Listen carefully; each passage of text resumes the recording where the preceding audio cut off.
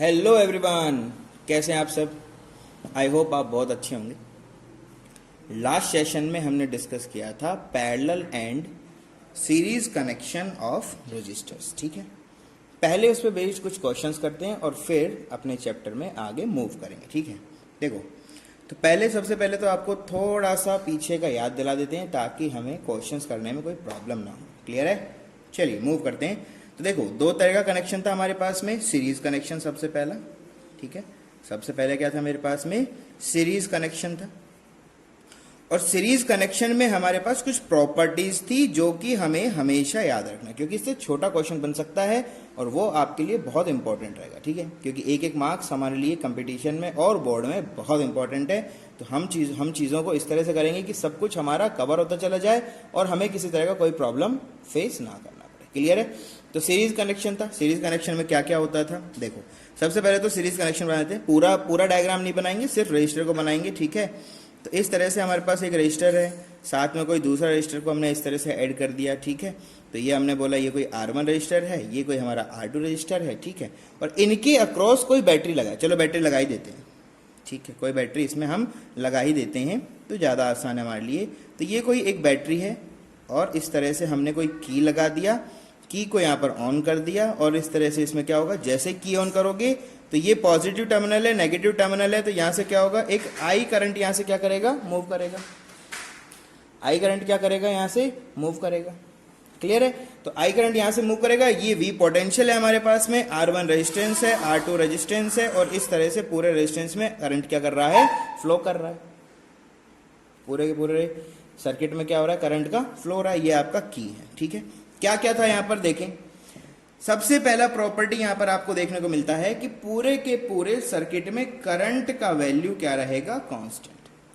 मतलब जितना current R1 में जाएगा उतना ही करंट R2 में मूव करेगा। यहां पर किसी तरह का कोई करंट में चेंज नहीं आएगा। हालांकि पूरे सर्किट में करंट हमेशा कांस्टेंट रहता है, ये हमें पता है, क्योंकि कंजर्वेशन ऑफ करंट हमें पता है ना चीज। Conservation of charge, moving charge ही तो करंट होता है ना। तो आप देखेंगे तो यहां पर जब R1 में आप जाएंगे तो भी करंट क्या रहेगा, I रहेगा, और जब आप R2 में जाएंगे तो भी I रहेगा, और जब यहां से करंट लीव करेगा तो भी कितना होगा, I रहेगा। ठीक है, सबसे पहला प्रॉपर्टी है कि I का वैल्यू क्या रहेगा, कांस्टेंट इन ऑल रजिस्टर्स। ठीक है, सभी रजिस्टर्स के अंदर I का वैल्यू क्या रहेगा, कांस्टेंट रहेगा। सेकेंड, यहां पर क्या होगा, I तो जाएगा लेकिन इसका कुछ एनर्जी ये क्या कर लेगा, कंज्यूम कर लेगा। R1 उसकी एनर्जी क्या कर लेगा, कंज्यूम कर लेगा। ठीक है, यहाँ पर R2 उसका कुछ एनर्जी कंज्यूम कर, तो एनर्जी है क्या, एनर्जी यहाँ पर किसके फॉर्म में बेटा, पोटेंशियल डिफरेंस। मतलब कुछ पोटेंशियल यहाँ पर डिफरेंस होगा, यहाँ पर कुछ पोटेंशियल ड्रॉप होगा R1 में, और फिर कुछ पोटेंशियल का ड्रॉप आपका R2 में देखने को मिलेगा। और इस तरह से पूरे सर्किट में जो टोटल पोटेंशियल ड्रॉप है, तो आपने बोला कि सर यहाँ पर दो पोटेंशियल ड्रॉप होगा, एक R1 में होगा, एक R2 में होगा, तो दोनों को आपने डिफाइन कर दिया कि आपने कहा सर यहाँ पर V1 का ड्रॉप है, यहाँ पर क्या रहेगा, V2 का ड्रॉप है। तो आपने कहा सर V क्या है बेटा, टोटल पोटेंशियल। ये क्या है मेरा, टोटल पोटेंशियल है। तो ये जो टोटल पोटेंशियल ये क्या रहेगा, सर्किट में जितना ड्रॉप हुआ है वो और आपकी बैटरी का जो पोटेंशियल है, दोनों क्या होना चाहिए, सेम होना चाहिए। ठीक है, तो ये क्या चीज है, ये कंजर्वेशन ही तो है। ठीक है, ये क्या है, कंजर्वेशन ऑफ एनर्जी की तरह से हमारे पास है। ठीक है, तो V इक्वल टू क्या होना चाहिए, V1 प्लस V2 के समेशन की इक्विवेलेंट। तो ये दो प्रॉपर्टीज है और इनसे हमने डिराइव किया था कि जो इक्विवेलेंट रेजिस्टेंस रहेगा वो क्या रहेगा, इन दोनों को डायरेक्टली सम कर दो, इक्विवेलेंट रेजिस्टेंस आ जाएगा। तो आप कहोगे sir R1 plus R2 directly add कर दो, n रहेगा तो n टाइम्स इसको हम लोग ऐड कर देंगे, कोई प्रॉब्लम नहीं है। क्लियर सब बातें? तो इक्विवेलेंट रेजिस्टेंस हमने पता लगा लिया। तो ये सीरीज कनेक्शन की प्रॉपर्टीज हैं और इनके लिए हमारा रेजिस्टेंस इक्विवेलेंट जो वैल्यू आता है वो यहाँ पर है, this is always in ohms. ये हमेशा किस में रहेगा, वोल्ट्स में, और करंट किस में रहेगा, हमेशा एम्पियर में। किस में रहेगा, हमेशा एम्पियर। क्लियर सब बातें? गुड। तो अब देखो दूसरा कोई हमारे पास में एक और कनेक्शन था। दूसरा कनेक्शन क्या था हमारे पास में, पहला सीरीज था, दूसरा क्या है, पैरेलल। क्या है मेरे पास में, पैरेलल कनेक्शन। आपने कहा सर पैरेलल कनेक्शन में क्या होने वाला था, देखो हम लोग पूरा डिस्कस कर चुके हैं। लास्ट वाला लेक्चर आप देख सकते हो, पूरा का पूरा हमने यहाँ पर डिस्क्राइब किया है आराम से, कोई प्रॉब्लम नहीं है। यहाँ पर कुछ रेजिस्टेंस का अरेंजमेंट कुछ इस तरह से था। ठीक है, दोनों के एंड क्या थे, एक ही पॉइंट पे हमारे पास में ज्वाइंट थे, और उनके जो दूसरे एंड थे वो किसी दूसरे पॉइंट पे ज्वाइंट थे, और इस तरह से हमारे पास सर्किट था। और इस सर्किट से हम इस सर्किट में हमने क्या लगाया, एक बैटरी को लगाया और एक छोटा हमने लगाया स्विच। वोल्ट मीटर लगा सकते हो, अमीटर लगा सकते हो, वो अलग अलग प्रॉपर्टीज हैं, तो हम लोग इतना कॉम्प्लिकेटेड नहीं कर रहे, वो सब हम पहले डिस्कस कर चुके हैं। ठीक है, सर्किट ऑन है, अगर की आपका यहां पर ऑन है तो उस कंडीशन में पोटेंशियल V जो है वो क्या करेगा, I अमाउंट का करंट यहां से क्या करेगा, रिलीज करेगा। ये हमारा कोई R1 रेजिस्टेंस है, ये हमारा कोई R2 रेजिस्टेंस है। क्लियर सब बातें। अब देखो, अब होने क्या वाला है, जैसे ही करंट यहां पर रीच करेगा इस वाले जंक्शन के ऊपर, ठीक है, तो यहां पर जैसे ये रीच करेगा, यहां से क्या होगा, यहां से कुछ I1 करंट इस तरफ मूव कर जाएगा और कुछ I2 करंट यहां पर क्या हो जाएगा, यहां मूव कर जाएगा। ठीक है, इस पॉइंट का पोटेंशियल कितना है ये ध्यान देना है, हमेशा याद रखना। इस पॉइंट का पोटेंशियल भी हमें पता नहीं, दोनों पॉइंट का पोटेंशियल पता होना चाहिए। यहां पर क्या था, यहां पोटेंशियल V था, यहां से ड्रॉप हो गया कुछ V1 हो गया, फिर V1 ड्रॉप हो गया कुछ V2 हो गया, तो V2 माइनस V1 यहां का हो गया, और यहां पर V1 माइनस V समथिंग इसका हो गया, तो कुछ भी वैल्यूज रहेगा। ठीक है, तो कुछ ना कुछ ड्रॉप रहेगा, तो हम उसको कैलकुलेट कर सकते हैं ओम्स लॉ से, कोई प्रॉब्लम उसमें नहीं होता है। क्लियर है। तो अब ध्यान दें, यहां पर ये कनेक्टेड कहां पर है, पॉजिटिव टर्मिनल से, और पॉजिटिव टर्मिनल से अगर ये कनेक्टेड है तो बीच में कोई रेजिस्टेंस तो है नहीं, मतलब टोटल पोटेंशियल यहां पर क्या करेगा, रीच करेगा। तो आपने कहा सर इस पॉइंट का पोटेंशियल V है, ये नेगेटिव टर्मिनल है, तो हमने बोला कि भाई यहां पॉजिटिव टर्मिनल पे कितना V है, यहां पर कितना है 0। भाई एक्चुअल में ये जो चीज V लिखा है ये है क्या, इन दोनों टर्मिनल के बीच का पोटेंशियल डिफरेंस है। तो अगर ये V है तो ये 0 है। ठीक है, अगर ये 0 है तो ये माइनस V है, जो भी बोलना चाहे आप बोल सकते हो, नो प्रॉब्लम एट ऑल। ठीक है, पोटेंशियल डिफरेंस V आना चाहिए। ठीक है, मतलब V positive minus V negative equals to V होना चाहिए। ठीक है, ये आपका की है। तो यहां से भी कोई रेजिस्टेंस नहीं है, तो यहां पर पहुंचोगे तो इस पॉइंट पे जाने के बाद यहां पर पोटेंशियल कितना हो गया, 0। अब देख रहे हो कि R1 के अक्रॉस में पोटेंशियल कितना है, V और 0, R2 के अक्रॉस में पोटेंशियल कितना है, V और 0, मतलब इनके बीच में पोटेंशियल क्या रहेगा, सेम रहेगा। पोटेंशियल ड्रॉप हमेशा क्या होगा, दोनों के दोनों रेजिस्टेंस में कितना होगा, सेम होगा। तो पैरेलल कनेक्शन का नंबर 1 प्रॉपर्टी तो यही आ जाता है। क्या होता है, जैसे यहाँ I कांस्टेंट था, यहां पर क्या रहेगा, V का वैल्यू क्या रहेगा, constant across all resistors in parallel में जो रेजिस्टेंस रहेंगे उनके वोल्टेज ड्रॉप क्या रहेंगे, सेम रहेंगे। ठीक है, ये बढ़िया। दूसरा क्या है, यहां पर जो करंट है, करंट यहां पर डिवाइड हो रहा है, तो करंट डिवाइड किस में हो रहा है, I1 में और I2 में डिवाइड हो रहा है। तो इसी तरह से यहां बताना पड़ेगा आपको क्या, कि I जो रहेगा वो क्या रहेगा, ये क्या है, total current in A circuit. ठीक है, सर्किट का पूरा करंट है ये।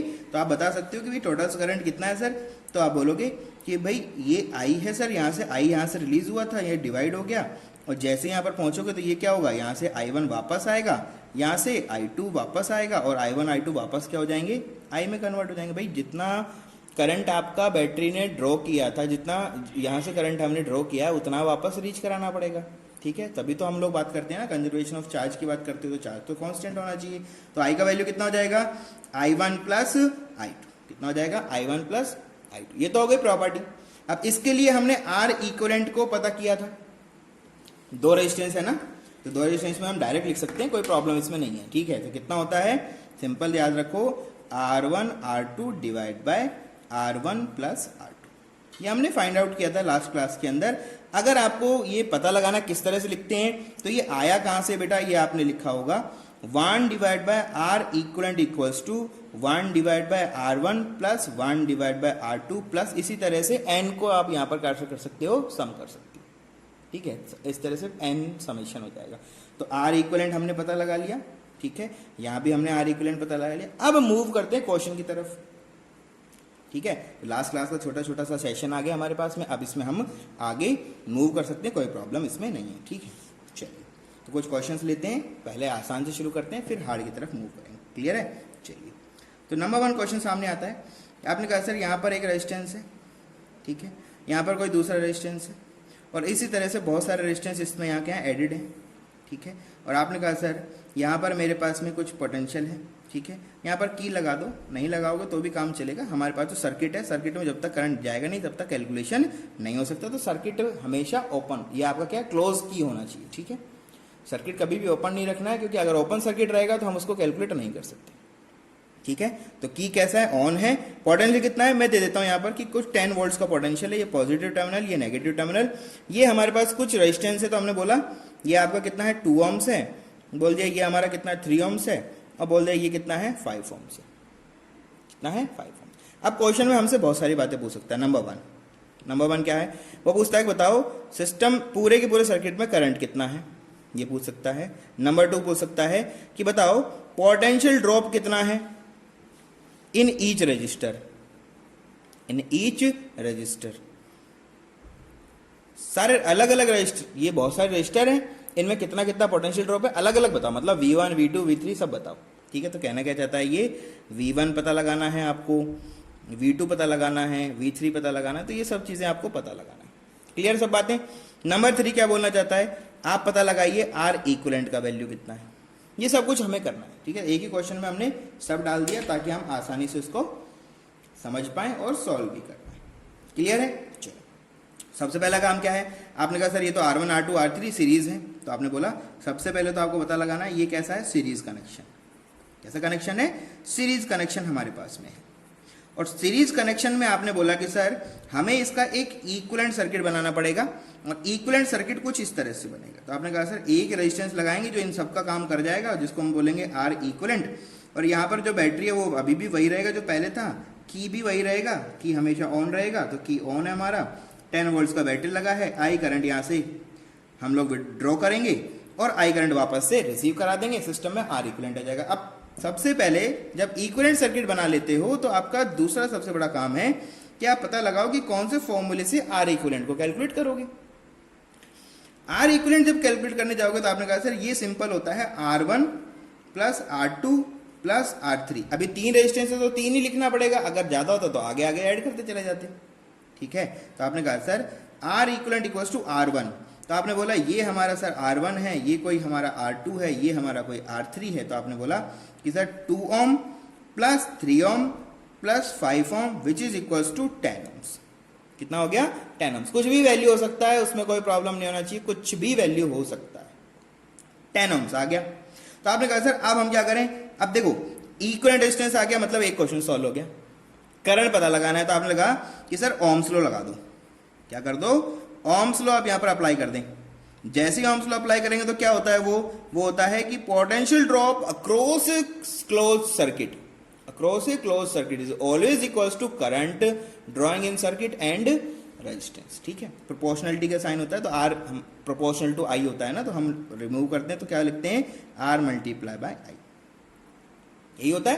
तो यहां पर ये जो R है ये एक्चुअल में क्या है, V is equal to I multiply by R equivalent. क्यों, क्योंकि इस सर्किट में ये बात होने वाली है, वहां पर नहीं हो रही, यहां पर होने वाली, वहां भी कर सकते हो, ऐसा प्रॉब्लम नहीं है, क्योंकि इनको ऐड करोगे तो वापस से वो आपका R इक्विवेलेंट ही बनेगा। क्लियर है, तो यहां पर आपने कहा सर पोटेंशियल ड्रॉप कितना होना चाहिए, टोटल कितना, आइडियल कंडीशन है ये सब, कितना है 10 ohms। तो आपने कहा सर ये तो हो गया, V का वैल्यू तो 10 है। अब I का वैल्यू हमें नहीं पता, तो आपने कहा सर I का वैल्यू तो I है, यही लिखा है। और इक्विवेलेंट रेजिस्टेंस कितना है, आपने कहा सर ये 10 है, तो आपने पता लगाया I is equals to V divide by R equivalent which is equals to 10 divide by 10 which is equals to 1 ampere. कितना हो गया, 1 एम्पियर। तो करंट पता लग गया, देखो दूसरा काम भी हो गया। अब क्या पता लगाना, V1 V2 V3, क्या लगाना है, V1 V2 V3। तो बहुत आसान सा काम आपको करना है, अलग अलग रजिस्टर में ओम्स लॉ को अप्लाई कर दो, क्योंकि करंट तो सेम रहेगा, पता है ना। यहां तो करंट का वैल्यू क्या रहेगा, यहां भी I होगा, यहां भी I होगा, इसमें भी I करंट जाएगा, लीव भी I करंट करेगा, यहां से गया भी I करंट था। तो आपने कहा सर सब में I रहने वाला है, तो अलग अलग रजिस्टर के अंदर हम लोग क्या कर सकते हैं, ओम्स लॉ को अप्लाई कर सकते हैं। तो आपने कहा sir V1 is equal to I multiply by R1। Similar आप क्या कर सकते हो, V2 is equal to I multiply by R2 and V3 is equal to I multiply by R3। लिख सकते हो आसानी से, कोई प्रॉब्लम इसमें नहीं है। ठीक है, V1 पता लगाना, I का वैल्यू गिरा क्योंकि करंट तो सब में सेम है, तो कितना हो गया 1 मल्टीप्लाई बाय R1 का वैल्यू कितना है 2, तो कितना हो गया बेटा 2 वोल्ट्स। ठीक है, I 1 एम्पियर, R2 का वैल्यू कितना है 3, तो आपने कहा sir 3 which is equal to 3 volts. Similar I multiply by R3 which is equal to 5 ohms, तो कितना हो गया बेटा 5 वोल्ट्स। वेरीफाई कर लो, टोटल V कितना होना चाहिए, V1 plus V2 plus V3। Verify कर लो बेटा फटाफट, V1 plus V2 plus V3, 2 plus कितना कितना लिखोगे, 2 plus 3 plus 5 which is equals to 10 volts, which is equals to 10 volts. मतलब क्वेश्चन में कोई प्रॉब्लम नहीं है, तो सर 10 वोल्ट्स था, यहाँ पे ड्रॉप भी 10 वोल्ट्स का हुआ है, बढ़िया काम कर रहा है सर्किट, कोई दिक्कत नहीं। ये तो एक बहुत ही आसान क्वेश्चन, एक सीरीज का किया आसान क्वेश्चन, अब एक करेंगे पैरेलल का, ऐसे करेंगे एक पैरेलल का, ठीक है। तो चलो देखते हैं एक और क्वेश्चन, पैरेलल के अंदर करेंगे अभी ये सब काम, ठीक है। तो कैसा करना है, देखो ज्यादा रेजिस्टेंस भी ले सकते हो, कितना भी रेजिस्टेंस हो सकता है, आप सॉल्व कर सकते हो, उसमें कोई प्रॉब्लम नहीं है, ठीक है। चलो कुछ रेजिस्टेंस ले लेते हैं। तो आपने कहा सर एक रेजिस्टेंस यहाँ पर है, यहाँ पर दूसरा कोई रेजिस्टेंस है, ये हो गया, ठीक है। फिलहाल 2 से शुरू करते हैं, फिर और भी बहुत सारे रेजिस्टेंस ऐड करते चले जाएंगे, आप लोगों को सॉल्व करना आना चाहिए, हो जाएगा काम, क्लियर है। चलो अब देखें तो कितना है, आपने कहा सर ये हमारे पास में कोई 12 वोल्ट्स का बैटरी है, कितना है, प्लस माइनस 12 वोल्ट्स का है, सर्किट में की लगा हुआ है, मतलब करंट विड्रॉ होने वाला है, और करंट कितना जाएगा, करंट तो आई जाएगा, करंट कितना होगा, करंट तो सर आई होगा, जैसे यहां पहुंचेगा करंट यहां से I1 और I2 में क्या हो जाएगा, डिवाइड हो जाएगा। ये कोई रेजिस्टेंस R1 है, ये कोई रेजिस्टेंस R2 है, तो बोल देते हैं कुछ समथिंग समथिंग है, ये कुछ 6 ओम है, बोल दिया ये समथिंग 3 ओम्स है, और वापस जो करंट आएगा वो भी कितना होगा, I होगा। आपसे पूछा जा रहा है नंबर 1, आपको पता लगाना है I का वैल्यू कितना है, ठीक है। आपको सेकंड जो पता लगाना है वो ये है कि R इक्विवेलेंट कितना है, ठीक है। आपको पता लगाना है कि potential drop in each resistor कितना है, ईच रजिस्टर कितना कितना पोटेंशियल ड्रॉप हो रहा है, और आपको पता लगाना है current in each resistor, current in each resistor. ये सब काम आपसे कराया जा सकता है, ठीक है, एक ही बार में कर देंगे हम तो, ठीक है। तो ये 4 काम आपको करने हैं, एक सर्किट डायग्राम आपको दिया हुआ है। देखो आसानी क्वेश्चन आपके लिए आएगा, ऐसा नहीं कि बहुत भयानक कुछ क्वेश्चन बन जाएगा, ठीक है। छोटा छोटा सर्किट को सॉल्व करना ही आपका भी काम है, ठीक है। जब 12th में आप मूव करोगे तो हार्ड सर्किट भी आएंगे, उनको सॉल्व करने के अलग अलग पैटर्न भी आएंगे, फिलहाल ओम्स लॉ से हमको ये सब सॉल्व करना है। चलो तो आपने कहा सर सबसे पहले तो मैंने पता लगाया है, ये है एक पैरेलल कनेक्शन। कैसा कनेक्शन है, एक पैरेलल कनेक्शन मेरे पास में है, तो ये तो बहुत अच्छी बात है, आपने तुरंत पता लगा लिया, देखते ही पता लग गया। कैसे पता लगा, सर दोनों का एंड जो है वो एक ही पॉइंट पे, इन दोनों का एंड यहाँ पे है, और इनका जो सेकंड एंड है वो भी एक ही पॉइंट पे एडेड है, मतलब ये पैरेलल कनेक्शन है, कोई दिक्कत नहीं, ठीक है। तो आपने कहा सर सर्किट बना देता हूँ, ये हो गया मेरा सर्किट। तो आपने कहा सर ये है R इक्विवेलेंट, और यहाँ पर लगा है 12 वोल्ट का बैटरी, और यहाँ पर सॉरी यहाँ पर एक लगा है की, तो ये 12 वोल्ट का बैटरी है, ये हमारा की है, R इक्विवेलेंट है, और ये हमारा करंट आई है, करंट कितना है, आई है। क्लियर सब बातें, बहुत बढ़िया। अब देखिए जरा, तो यहां पोटेंशियल ड्रॉप जो होगा वो भी हम पता लगा लेंगे, ओम्स लॉ हमारे पास में। तो आपने कहा सर देखो, अगर यहां पर बात आती है पैरेलल कनेक्शन, तो इस कंडीशन में जो R इक्विवेलेंट होता है ये हमेशा आपका होता है 1 divide by R1 plus 1 divide by R2, ज्यादा भी हो सकता है, और आगे क्वेश्चंस में उसको देख लेंगे। फिलहाल तो ये आ गया सर। बेटा जी इसको सॉल्व करेंगे तो क्या बनेगा, आपने कहा सर इसको सॉल्व करेंगे तो ये बनेगा 1 divide by 6 plus 1 divide by 3, ठीक है। तो इसको भी सॉल्व करो, कैसे करें, तो आपने कहा सर एलसीएम ले लो। कितना हो गया बेटा एलसीएम, कितना हो गया, तो आपने कहा सर इनका कॉमन लेना पड़ेगा, एलसीएम है तो 18 आ गया। तो कितना कितना हो गया ये मेरे पास में, आपने कहा सर ये हो गया 3 और ये हो गया 6, कितना हो गया 9 divide by 18 which is equal to 1 divide by R equivalent. तो R इक्विवेलेंट कितना हो जाएगा, R इक्विवेलेंट हो जाएगा बेटा जी 18 divide by 9 which is equal to, बोलो, which is equal to 2 ohms, ठीक है। तो ये हो गया मेरे पास में 2 ohms, ये हमारा इक्विवेलेंट रेजिस्टेंस। क्लियर सब बातें। डायरेक्ट फॉर्मूले से करते हैं अगर, तो वो भी आप देख सकते हो, देखो डायरेक्ट फॉर्मूला भी बता देता हूं मैं आपको। तो अगर आपको निकालना है डायरेक्ट फॉर्मूले से तो क्या हो जाता, R1 R2 divide by R1 plus R2, यही फॉर्मूला लगाते आप, यही तो करते, इसमें तो नया कुछ और नहीं करना होता आपको। तो क्या होता है R1 R2 का वैल्यू कितना है 6 और 3, तो क्या करते 6 multiply by 3 divide by 6 plus 3, वापस से करते, ठीक है। तो कितना हो गया 18 डिवाइड बाय वापस से 9, वही आ गया 2 ohm, ठीक है, फिलहाल 2 ओम हो गया। तो आपने कहा सर अब क्या करें, देखो सबसे पहला काम क्या है, आर इक्विवेलेंट का पता लगाना। अब पता लगाएंगे, ओम्स लॉ लगाएंगे, करंट पता लगाएंगे। भाई ये तो पता लगाना है ना, करंट भी पता लगाना है, ये भी सब काम करना है हमें। तो आपने कहा सर करंट पता लगाना, ओम्स लॉ लगा दो। तो V इक्वल टू क्या होता है, I multiply by R equivalent होता है, क्योंकि सर्किट ये ले रहे हो तो आर इक्विवेलेंट से करना पड़ेगा।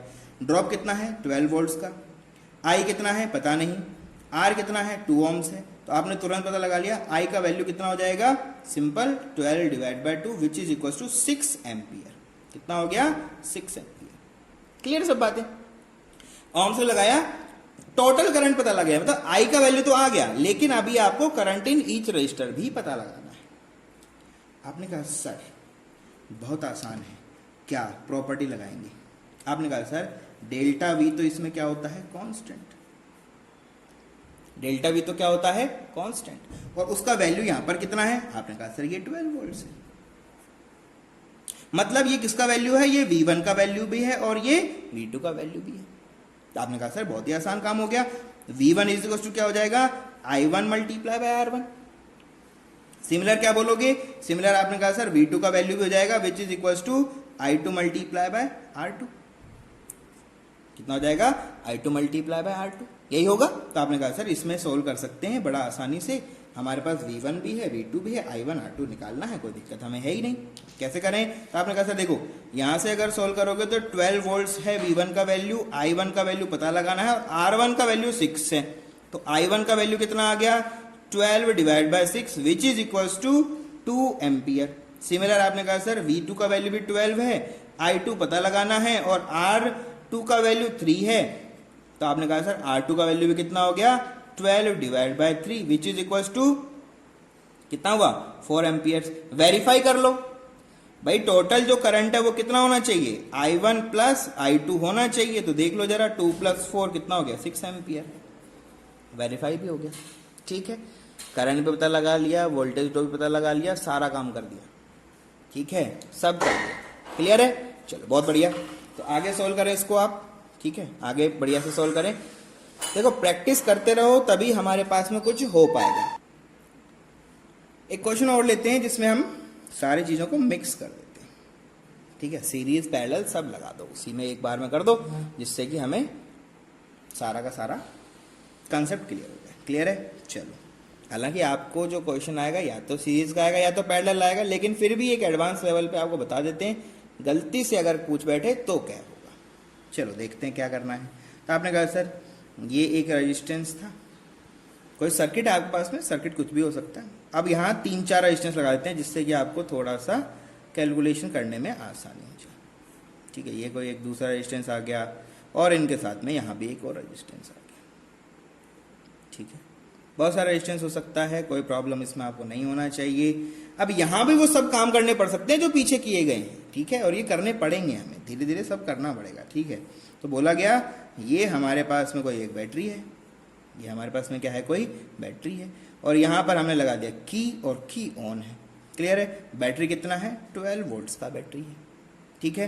तो बोला गया ये हमारा क्या है 4 ohms है, कितना है 4 ohms है, ठीक है। अब क्या कर रहे हैं वो देखो, ये हमारे पास में 3 ohms है, कितना हो गया 3 ohms है, ये हमारे पास में 6 ohm है, और ये तीसरे ये ohms है, ठीक है, ohms में है, ठीक है। ये कितना है, तीसरा एक रेजिस्टेंस है जो कि 3 ohms है, ठीक है। और यहां से आपको पता है करंट आएगा, कुछ ना कुछ होगा, तो करंट का वैल्यू तो आई होगा, ठीक है, यहां पर आई जाएगा, वो सब कैलकुलेट करेंगे कैसे कैसे करना है, ठीक है। तो क्वेश्चन देखो क्या क्या दिया गया है। नंबर 1 क्या क्या कैलकुलेट करना है, फर्स्ट क्वेश्चन बोलता है, पहला क्वेश्चन है, सबसे पहले तो आप कैलकुलेट करो आर इक्विवेलेंट कितना है, सबसे पहला क्वेश्चन। नंबर 2 क्वेश्चन ये है पोटेंशियल ड्रॉप बताइए आप 4 ohm के अंदर कितना हुआ। फिर आपसे क्वेश्चन किया गया कि आप बताइए, ये अलग अलग क्वेश्चन हो सकता है, तो मतलब एक बार में हम 5-6 क्वेश्चन सोल्व कर रहे हैं, ठीक है। तो एक ही सर्किट को बहुत सारे तरीके, ये वेरिएबल आएगा तो कोई प्रॉब्लम नहीं है उसमें। थर्ड क्वेश्चन बोलता है पोटेंशियल ड्रॉप आप बताइए 6 ohm के रजिस्टर में कितना होगा। क्वेश्चन ने आपको बोला कैलकुलेट करो करंट इन 4 एम्पियर कितना होगा, और क्वेश्चन बोलता है कि करंट इन 3 ohm कितना होगा, करंट इन 6 ohm कितना होगा, और बताइए करंट इन वापस जो एक और 3 ओम है, इन सब में करंट कितना कितना हो सकता है। ये सब क्वेश्चन आपसे सेपरेटली भी किया जा सकता है और आपसे एक बार में भी इतना बड़ा क्वेश्चन पूछा जाता है। सब पता लगाना है आपको, ऐसा आपके साथ हो सकता है, कोई बड़ी बात नहीं है। ठीक है, कंसेप्ट को यूज करो और क्वेश्चन को सोल्व करो, कोई प्रॉब्लम नहीं। ठीक है, तो आपने कहा सर यहाँ तो इसको सॉल्व करना है तो इसके लिए तो हमें दो दो प्रॉपर्टी लगाना पड़ेगा, मतलब पहले एक आर इक्विवेलेंट इसका पता लगाओ, फिर उन दोनों को आर इक्विवेलेंट पता लगाओ, यही सब होगा। तो हमने बोला कि चलो नंबर वन सर्किट आपने लिया, आपने कहा सर सर्किट ले लिया हमने अलग से, ये है सर्किट, ये कोई सर्किट आपने बना लिया। ठीक है, ये वाला सर्किट है। तो ये कितना है 3 ओम्स है, ये कितना है 6 ओम्स है, ये कितना है 3 ओम्स है। ठीक है, तो इनका आपको क्या पता लगाना है, सबसे पहले आर इक्विवेलेंट, पहले तो इनका आर इक्विवेलेंट, तो आर डैश बोल देते हैं इसको हम लोग, आर डैश इक्विवेलेंट आपको पता लगाना है। आपने कहा सर कैसे पता लगाएं, देखो प्रॉपर्टी यूज करोगे तो डायरेक्ट हो जाएगा, अदरवाइज तो आप इसमें बैठे रह जाओगे, कोई भी सॉल्यूशन करते हुए टाइम लगेगा, मतलब हो तो जाएगा, कोई बड़ी बात नहीं। तो पहले कन्वेंशनल बताते हैं, फिर शॉर्ट ट्रिक बताते हैं, दोनों काम बताते हैं। ठीक है, क्योंकि कन्वेंशनल आना बहुत जरूरी है। ठीक है, अगर आपको दो दो करके सॉल्व करना है तो भी सॉल्व कर सकते हो, अगर आप तीनों को एक साथ सॉल्व करना चाहते हो तो भी हो सकता है, कुछ भी प्रॉब्लम नहीं है। तो हम लोग ये पता लगाने वाले हैं, तो कैसे पता लगाएंगे, आपने कहा सर देखिए आर इक्विवेलेंट जो होता है वो होता है 1 divide by R1 plus 1 divide by R2 plus 1 divide bye R3। तो आपने कहा सर R1 का वैल्यू कितना है 3, दूसरा R2 है उसका वैल्यू कितना है 6 और R3 जो है उसका वैल्यू कितना है 3। इसको सॉल्व करना था, आपने कहा सर कैसे सॉल्व करें, तो 1 divide by R equivalent equals to, बेटा जी एलसीएम ले लो सबसे पहले, तो ये तो करना होता है। कितना होगा 6 3 3, तो आपने कहा सर वापस से 18 ले लेते हैं, कोई प्रॉब्लम ही नहीं है। ठीक है, कोई प्रॉब्लम ही नहीं है। तो आपने कहा सर अब देखें तो ये 18 है, तो ये कितना बनेगा 6 प्लस ये कितना बनेगा 3 प्लस ये कितना बनेगा 6, ये होगा कितना हुआ, अरे कितना हुआ मेरे पास, ये टोटल वैल्यू को देखो। ठीक है, कितना हो गया बेटा, इसको आप सोल्व कर लें। तो इसको देखें जरा, तो आपने कहा सर ये 6 3 18, तो 6 आ गया, 3 आ गया, कोई दिक्कत नहीं, 6 6 12 और 3 कितना हो गया 15, कितना हो गया 15 डिवाइड बाय 18। ऐसा कोई भी वैल्यू आ सकता है, कोई बड़ी बात नहीं इसमें। तो आप देखें R equivalent is equals to, R equivalent is equals to कैसे होगा, आर इक्विवेलेंट इक्वल्स टू, आपने कहा सर ये सब हो गया अभी तो हमारे पास में कोई दिक्कत ही नहीं है। अब इसको लिख दिया आपने 18 डिवाइड बाय 15 डिवाइड बाय 15, यही होगा आर इक्विवेलेंट का वैल्यू। ठीक है, कितना हो गया 18 डिवाइड बाय 15। तो आपने कहा सर ये इसका सॉल्यूशन हो गया। अब देखो सेकंड पार्ट की तरफ, सेकंड पार्ट की तरफ क्या है, आपने कहा सर देखो दो दो चीजें यहाँ पर ऐड हो रही हैं, मतलब क्या क्या है वो देखो, पूरा सर्किट नहीं बनाना है, आप सिर्फ रेजिस्टेंस की तरफ मूव करें। आपने कहा सर ये 4 ओम है और इनके साथ में यहाँ पर कौन बैठा हुआ है आर डैश इक्विवेलेंट, भाई ये पता लगा लिया ना हमने, और ये कितना था 4 ओम। तो आपने कहा सर इस कंडीशन में आर इक्विवेलेंट कितना हो जाएगा, ये हो जाएगा R1 plus R dash equivalent which is equals to 4 plus R dash equivalent कितना है बेटा 18 डिवाइड बाय 15। सॉल्व कर लें, वापस से सॉल्व कर लें, कितना बनेगा वही होगा 15 multiply by 4 plus 18 divide bye में 15। ठीक है, ये सब हो जाएगा। ठीक है, कितना हो गया, ये हो गया आपके पास में 60 प्लस 18 डिवाइड बाय में कितना हो गया 15। तो यहां से कुछ ना कुछ वैल्यू आपके पास में आ जाएगा, कितना हो जाएगा ये 78 डिवाइड बाय 15। फ्रैक्शंस में रख लो, कोई दिक्कत नहीं है। आपसे आर इक्विवेलेंट पूछा गया था, पॉइंट्स में बता सकते हो, आप चाहो तो फ्रैक्शन बता सकते हो, जैसा भी हो। तो ये तो हो गया आपका आर इक्विवेलेंट का वैल्यू, किसका वैल्यू हो गया आर इक्विवेलेंट का, सिंपल आपने वैल्यू कैलकुलेट कर लिया। ठीक है, जैसे आर इक्विवेलेंट पता लगा लिया, अब यहां से आप सारे के सारे कैलकुलेशन कर सकते हो, कोई प्रॉब्लम नहीं। तो सबसे पहला कैलकुलेशन क्या है, आपने कहा sir V is equal to जो होता है वो होता है I multiply by R equivalent, और V का वैल्यू हमें दिया है which is equal to 4 volts, और I का वैल्यू हमें पता नहीं है, और आर इक्विवेलेंट हमने पता लगा लिया है which is equal to 78 divide by 15। तो आपने कहा सर हमें पता लगाना है I का वैल्यू, और I का वैल्यू अगर देखना है तो कितना हो जाएगा 12 मल्टीप्लाई बाय 15 डिवाइड बाय में कितना हो जाएगा 78, कितना हो जाएगा 78। ठीक है, आप चाहे तो सॉल्व कर सकते हो, इसको कट कर सकते हो यहाँ से, कोई प्रॉब्लम नहीं है। ठीक है, पूरा पूरा तो होने वाला है नहीं कट ये, तो यहाँ से आप थोड़ा सा सॉल्यूशन करके बता दो, उनको ज़्यादा अच्छा लगेगा। ठीक है, तो आपको सोल्व कर लेना। तो जो भी वैल्यू होगा वो किस में हो जाएगा, एम्पियर्स में। ठीक है, आप यहाँ भी छोड़ सकते हो, कोई दिक्कत, मल्टीप्लाई करके बता देना बस। इक्विवेलेंट वैल्यू बता दिया कि टोटल आई तो इतना होगा, कितना होगा, इतना होगा। अब पोटेंशियल ड्रॉप पता लगाना है। ठीक है, सेकंड क्वेश्चन हमें पता क्या लगाना था, देखो क्वेश्चन में पता लगाना है पोटेंशियल ड्रॉप एट 4 ओम। क्या लगाना है, पोटेंशियल ड्रॉप एट 4 ओम कितना हुआ, ये हमें पता लगाना है। ये हम लोगों को पता लगा, कैसे लगाएं, तो आपने कहा सर सिंपल है, सीरीज में अगर कोई रहेगा तो 4 ओम के अंदर तो करंट आ ही जाएगा। ठीक है, तो आपने कहा सर जो भी V रहेगा, पोटेंशियल ड्रॉप रहेगा 4 ओम का, वो तो simple I multiply by R1 होगा। ठीक है, तो I का वैल्यू कितना है, 12 into 15 divide by 78 multiply by R1 का वैल्यू कितना है, 4। कितना है, 4। तो इस तरह से आप देखोगे तो आपको पता लग जाएगा potential drop at 4 ohm is equals to simple क्या हो जाएगा आपके पास में, सिंपल आपके पास में ये वैल्यू हो जाएगा जो भी ये वोल्टेज में हो जाएगा। ठीक है, इसको सॉल्व करके बताएंगे आप। नंबर 3 क्या करना है, पोटेंशियल ड्रॉप देखना है आपको 6 ओम में। अब 6 ओम में हो या 3 ओम में हो या कोई सेकंड 3 ओम में हो, दोनों में तो सेम ही रहेगा। तो आप बता दोगे कि potential drop at 3 ohm is equals to potential drop at 6 ohm is equals to potential drop at 3 ohm. ये सब बराबर होंगे, ये सब क्या होंगे, सब सेम होंगे। क्या रहेंगे, सब के सब क्या रहेंगे, आपके सेम रहेंगे। होंगे कितने उसकी बात आती है, तो आपने कहा सर प्रॉपर्टी यूज कर लेता हूं डायरेक्ट। कैसे, आपने कहा देखो सर टोटल V जो रहेगा वो होना चाहिए V1 प्लस V2, ये होना चाहिए। हमें V2 पता लगाना है, तो V2 इक्वल टू क्या हो जाएगा, V माइनस V1।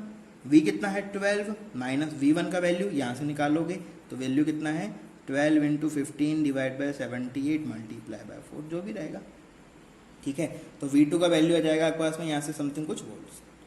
सब सेम रहेगा, 6 में हो 3 में हो सबका वैल्यू सेम रहेगा, पर करंट यहाँ सेम नहीं रहेगा। करंट इनमें सब में सेम नहीं रहेगा, ये आपको पता होना चाहिए। तो करंट को कैलकुलेट करना पड़ेगा।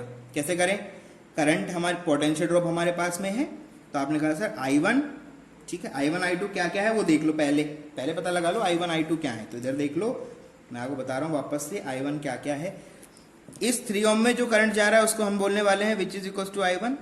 यहाँ पर जो करंट जाने वाला है वो है आपका I2, और यहाँ जो करंट जाने वाला है वो क्या है आपका I3। ठीक है, तो देखो पोटेंशियल ड्रॉप हम पता लगा चुके हैं V2, ये कितना है R1 R2 R3 या R2 R3 R4 जो बोलना चाहो, कोई दिक्कत नहीं। ठीक है, तो I कितना हो जाएगा, सिंपल V2 मल्टीप्लाई बाय जो भी रेजिस्टेंस है विच इज इक्वल टू 3 ओम। ठीक है, तो यहां से आपको करंट वैल्यू हो जाएगा। सिमिलर I2 भी आप निकाल सकते हो, I2 कितना हो जाएगा V2 मल्टीप्लाई बाय 6 ओम, और दूसरा भी क्या है 3 ओम है, तो I3 भी कितना हो जाएगा आपका V2 मल्टीप्लाई बाय 3 ओम। यहां से वैल्यूज आ जाएंगे पास में एम्पियर्स में, यहाँ भी क्या हो जाएगा एम्पियर्स में, यहाँ भी क्या हो जाएगा एम्पियर्स में। ठीक है, तो ये सब चीजें आपको पता लगाना है। इनका वैल्यूज हम बता सकते हैं, कैलकुलेशन करके सारी वैल्यूज आ सकती हैं। तो ये वैल्यू मैंने आपके लिए कैलकुलेट कर दी हैं। ठीक है, यहाँ पर कैलकुलेट करो कितना आएगा 2.30 एम्पियर्स, यहाँ पर आपके पास में आ जाएगा 9.20 वोल्टेज। ठीक है, उसी तरह से माइनस कर दोगे 2.8 वोल्ट्स। यहाँ पर इनको देखोगे तो V2 डिवाइड बाय R1। ठीक है, V इक्वल्स टू IR होता है, तो I इक्वल्स टू क्या हो जाएगा V बाय R। ठीक है, V बाय R इस तरह से लिखते चल जाओगे, आंसर हो जाएगा। क्लियर है, तो ये सब चीजें हमें पता लगाना था और हमने आसानी से पता लगा लिया। क्लियर है, बढ़िया। चलो देखो, इसी तरह से क्वेश्चन आता रहेगा, हमेशा इसको ध्यान रखो और इस तरह से क्वेश्चन को सॉल्व करते रहो। ठीक है, नेक्स्ट टॉपिक की तरफ मूव करेंगे, तब तक के लिए stay safe, stay blessed. Thank you very much. Subscribe the channel, like the video, share the video.